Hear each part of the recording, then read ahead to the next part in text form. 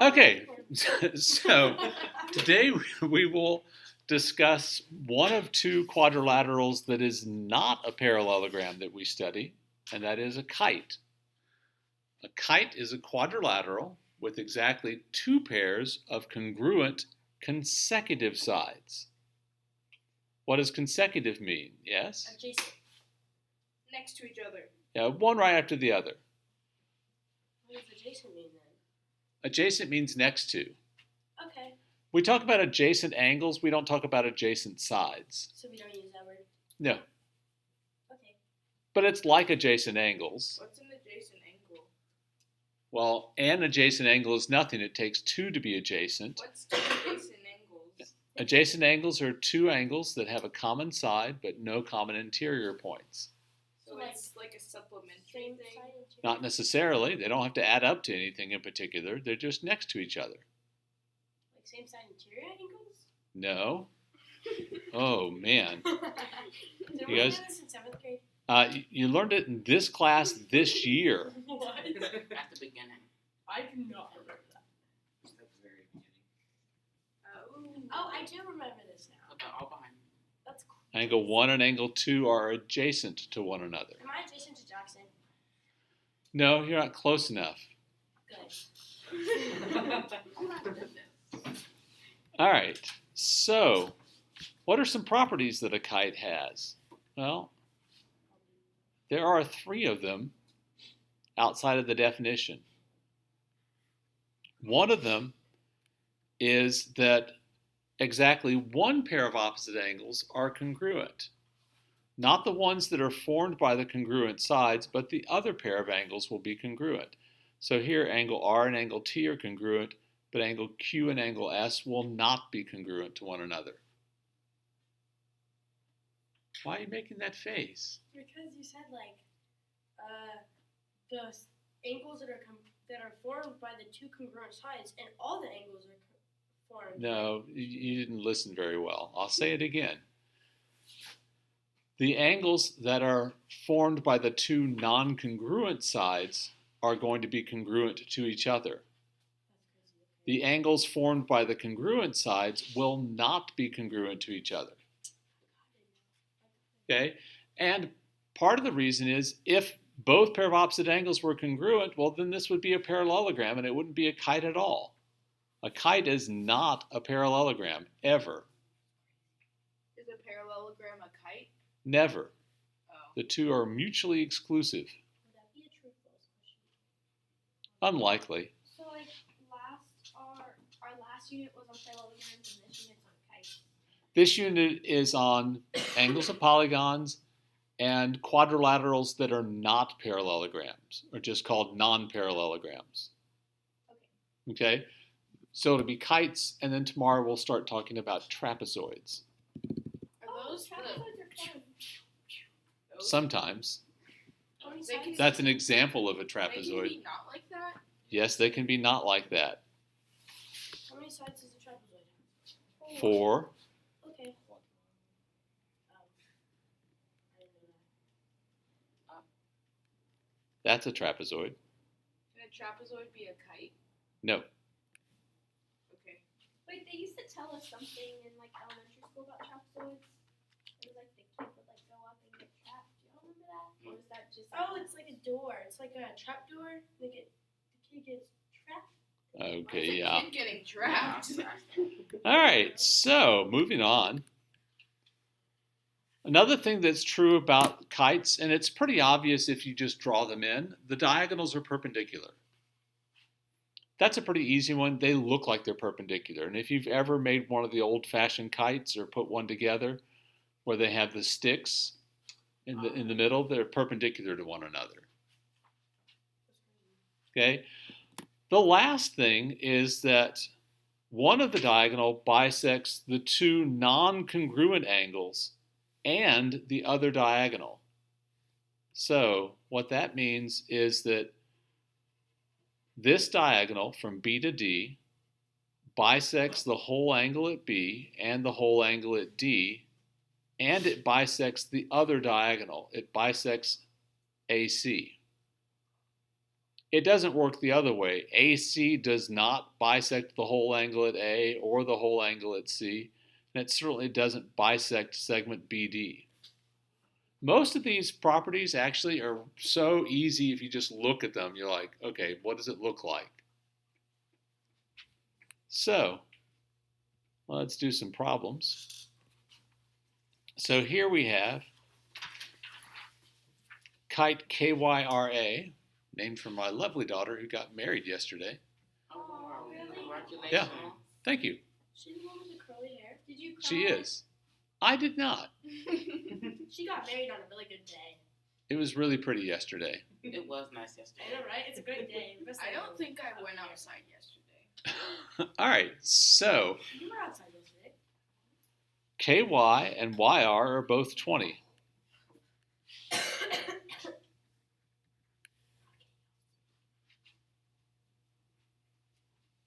That lets us know that KA and RA are also going to be congruent to one another. Then we're also given that KR is 24. Well, notice that's the diagonal that's getting bisected, so each of these pieces is 12. And we're given that the length of DA is 30. We want to find the length of YA and RA. Well, to find YA, what do we need to find first? YD. Why can't we find YA directly? Well, we have two problems. First of all, there is no right triangle that has YA as one of its sides. And the second problem is that we're going to have to work with this something that is a right triangle. So we'll work with this. Yes? Just wondering. Yeah. Because I don't remember. Could you do like the height thing? Because you have that one side. The height thing, I don't know what the height thing is. Yeah, the altitude is 30, and you have 24 as one of the sides, and the other two are congruent. Could you do something like that way? No. You're going to have to do the Pythagorean Theorem. What is the height thing? You're thinking about the height of an equilateral triangle, where it splits it into two 30, 60, 90 triangles, but we don't know that here. Fact is, we know it's not, because if this was an equilateral triangle, this whole side would have to be 20. And it's not. It's bigger than that. So we'll do the Pythagorean theorem to find YD, but let's be smart about it.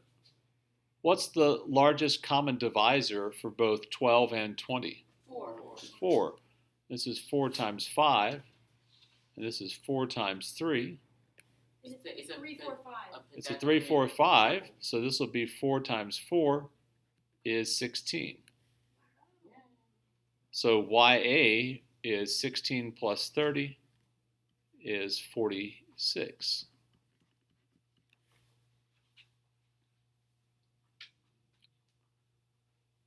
Now we want to find the length of RA. Again, it's a right triangle. If we do DRA, well, now our greatest common divisor, we have 12 and 30 is 6. So that's 6 times 2 and 6 times 5.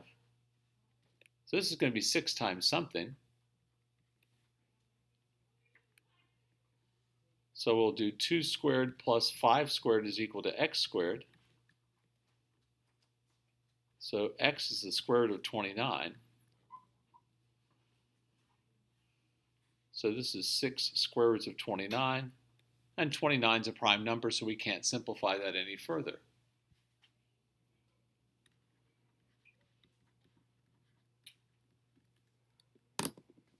So there'll be lots of Pythagorean theorem problems on these.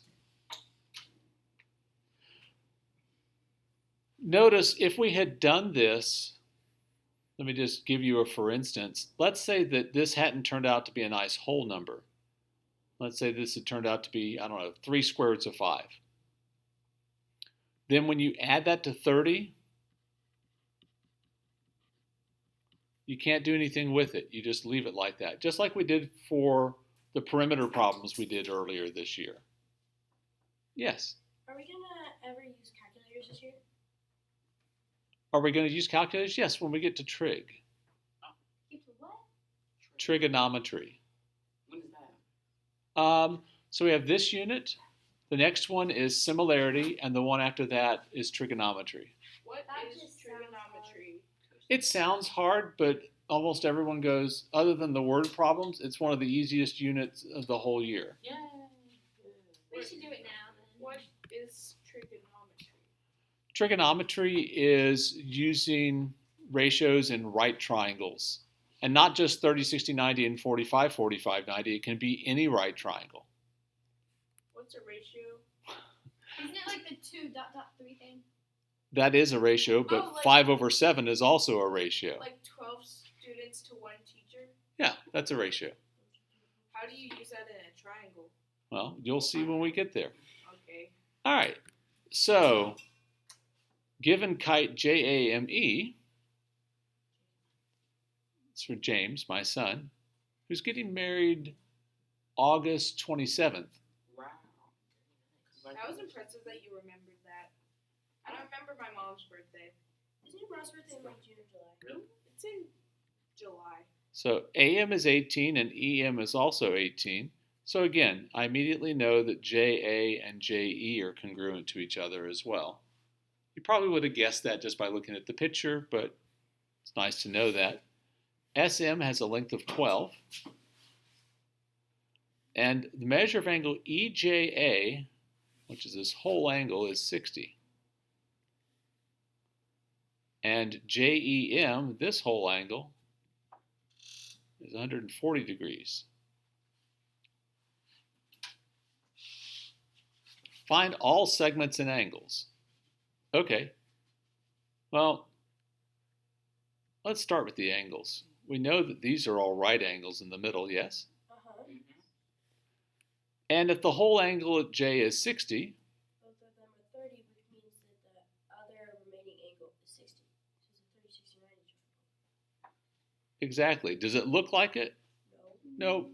Arian, you are so smart. I know, right? So we've got 30, 60, 90 triangles. The problem is we don't have any lengths to work with on those yet. We'll get there. And then if this is 60 from 140, that leaves that this angle is 80. Means that this angle is 80, 90, that's what 80? Oh. 10. 10. Remember, the acute angles in a right triangle add up to 90. That is very small. That's 10, and so this is 80. So we have all the angles.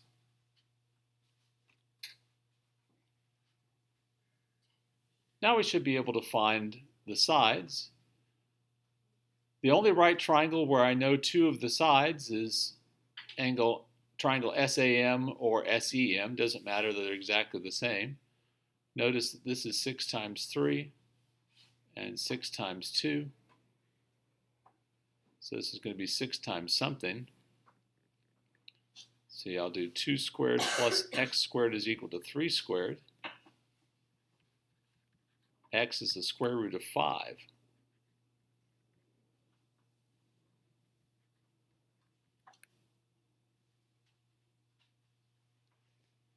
Isn't it harder just to do 12 squared plus 12 squared is equal to 18 squared? It just takes a little longer because you got to simplify it. Well, wouldn't you get a better answer than 6 squared to 5? You would get the exact same answer. If you don't get the same answer, then something's wrong. If you did it that way, I would do like, AS squared plus 12 squared is equal to 18 squared. So AS squared plus 144 is equal to 18 squared is 324, I believe. So AS is going to be the square root of, that'll be 0, that's going to be an 8, 180, which is 6 squareds of 5. Oh, okay. Okay? So which side of the 30, 60, 90 triangle do we have now? The long? No. Short leg. The short leg. It looks like it's the long leg, but it's across from a 30-degree angle. So be careful. Occasionally those things will deceive you. So the hypotenuse, how do we find the hypotenuse from the short leg? By 2. So this is 12 square roots of 5 here and here. And then the long leg? Multiplied by the square root of 3. You multiply the short leg by the square root of 3, so it's 6 square roots of 5 times the square root of 3 is 6 square roots of 15. Does that mean that it's a equilateral triangle, JAE?